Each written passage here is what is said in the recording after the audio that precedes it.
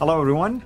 Welcome back. This is Al Fadi, and I hope that you are just enjoying watching these episodes. Of course, I mean, we haven't even scratched the surface in the last few episodes. We're just talking about important things related to the sources of Islam, the problem of the sources, and also the alleged witnesses which we have today, like, for instance, the hadith or the seerah or even the tafsir and the tarikh and all that kind of stuff. And this is important, of course, for us to highlight and put the spotlight on because of the time gap. When we put all of these dates, the sources, the birth of Muhammad or the rise of Islam or the death of Muhammad or any other things in terms of these important events in the life of Islam or the standard Islamic narrative, there is a huge time gap, and that's what we are trying to focus on. With me here to unpack all of this, as always, Dr. J. Smith. Dr. J, thank you so much for being here. Thanks for having me. So what about the geographical location of these witnesses? Yeah, and this is hugely important because if they're going to be trustworthy, and Muslims are always asking us that to trust their worthiness, and they trust them all the time, automatically they really don't have a choice. You would hope that these eyewitnesses or these witnesses would actually be in the same location where Muhammad lived, would be there where Muhammad grew up and also where he was saying the things he was saying. Mm-hmm. So let's go to the screen and let's bring up the difficulty with this the standard Islamic narrative. Now, what the standard Islamic narrative says is that everything about early Islam took place where you see these two green circles, Mecca and Medina. Mecca at the bottom, Medina above it. They're in what we know is really the western part of the Hijaz, central part of Arabia. So west central part of Arabia. This is where you grew up. That's right. I mean, I grew up very close to Mecca, and also Medina wasn't that far. You grew up right on the Red Sea, so you're right next to, what, about 30 miles, 40 miles away? I mean, I would say it's about 45 minutes drive, so I would say about, 50 miles, give or take, Okay, so very close. Mecca is inland. Medina is, what, about a day's drive? No, I mean, it's 2 hours drive, really. Oh, it's 2 hour drive, okay. Far, so see, we're talking 200 miles. It's good to have you here. Take, yeah. Because now you have modern highways and you zip right up. Yeah. Back in the days, they would probably take a week to get up there by camels. But certainly that's where everything takes place, right there where those two green circles are. Now, we're all told that the writers of the tradition did all their writing in Baghdad. That's the red circle there. So Baghdad is 1,200 miles away. That's rather curious. If all of these people were living at the time of Muhammad, they should have been writing in Medina. Am I correct? That's right. But they're writing in Baghdad. Yep. Why are they writing in Baghdad and not Medina? We're looking at north now versus the south. But why are they writing in Baghdad and not Medina? That's a good question. You wonder why. Obviously, we talked about the Abbasides, and that's a huge, huge center for them. This was their capital. That's right. They're writing in Baghdad because that's where the Abbasides were headquartered. They were all headquartered in Baghdad. So they do all their writing in Baghdad. But that's not where they grew up. Let's look and see where they grew up. So let's start with Ibn Hisham. He's the one that writes the Sirah, which would be the first to write down the biography. He does this in 833, so roughly 200 years after the fact. He was born in Basra, but he grew up in Cairo. So he was born here in Basra and moved over there to Cairo. Now let's look and see how far Cairo is. Cairo is about 990 miles from Mecca, and Basra would be about 1,200 miles from Mecca. So you can see immediately there's a difficulty. Right.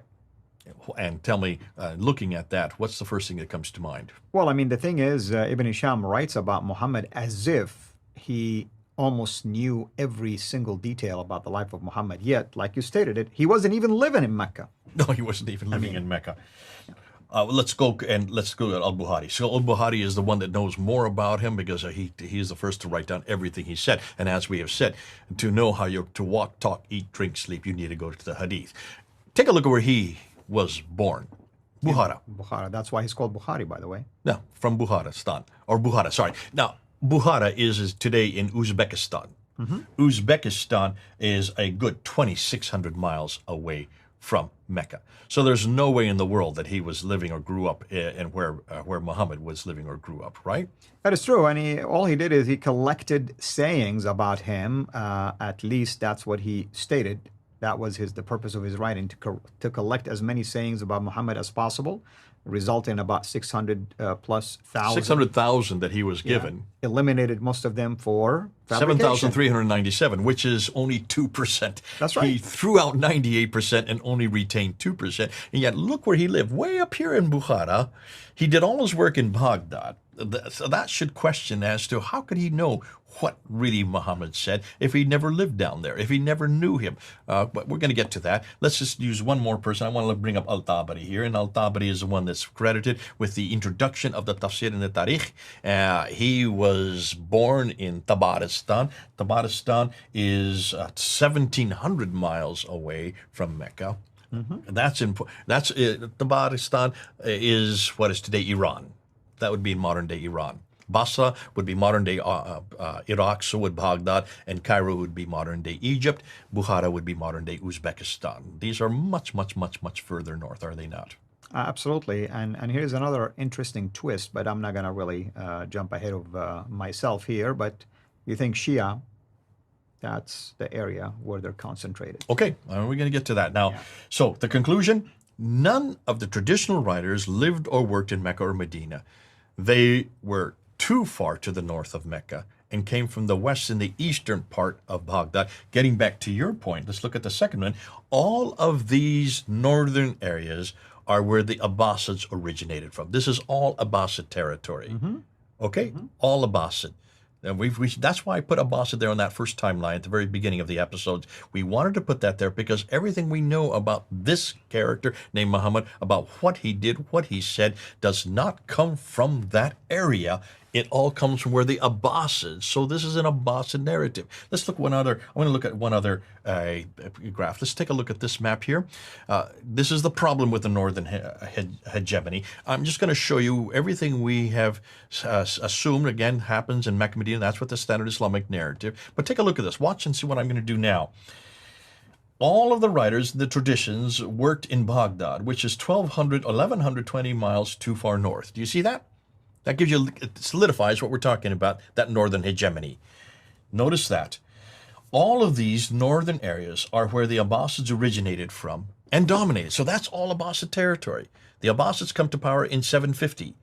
All their writings are written in 833, 870, 923. So we're talking about 70 to, if they come to power in 750 and Bukhari is writing in 870, that's 120 years later, and Al-Tabari would be another 30 years after that.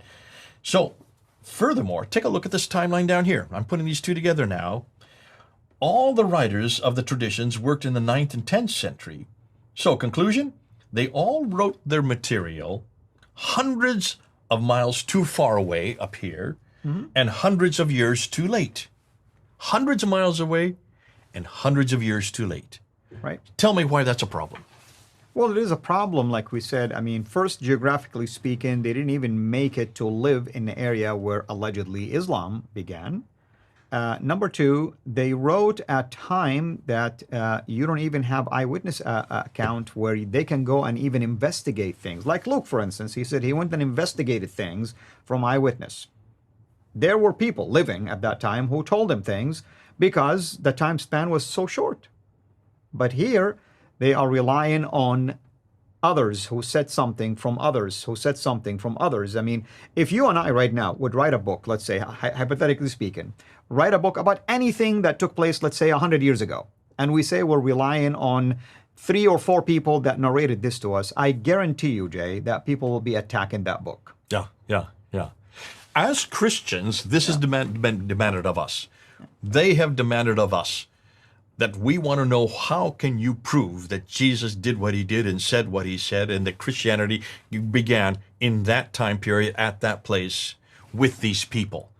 And we said willingly, that is a good question. Remember, the Tübingen School and also Wellhausen in the 1800s, we're talking 150 years ago, we're asking these kind of questions. We don't trust the New Testament record. We don't really, in fact, Schweitzer, he even said, did even Jesus exist? Is there anybody called Jesus?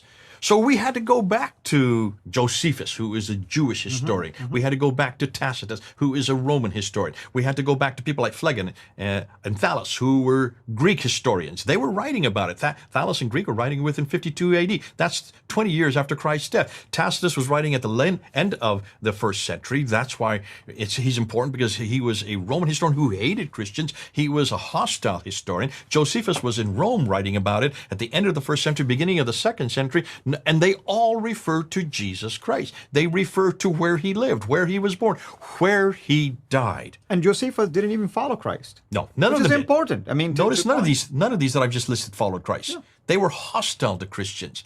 Thallus didn't, Phlegon didn't, Tacitus didn't, Josephus didn't. None of these followed Christ. And so we were forced to do that. Now we're asking the Muslims the same thing. Do not give us Al-Bukhari, Sahih Muslim, Ibn Dawud. Don't give us Al-Tabari. These guys are all too late and they're too far away. These are all Muslims. Give us support outside of Islam, because we don't trust them anymore. Just look at this map again. That's too far in the north, and that's too far distant. Too far north and too far distant. Too far away and too late.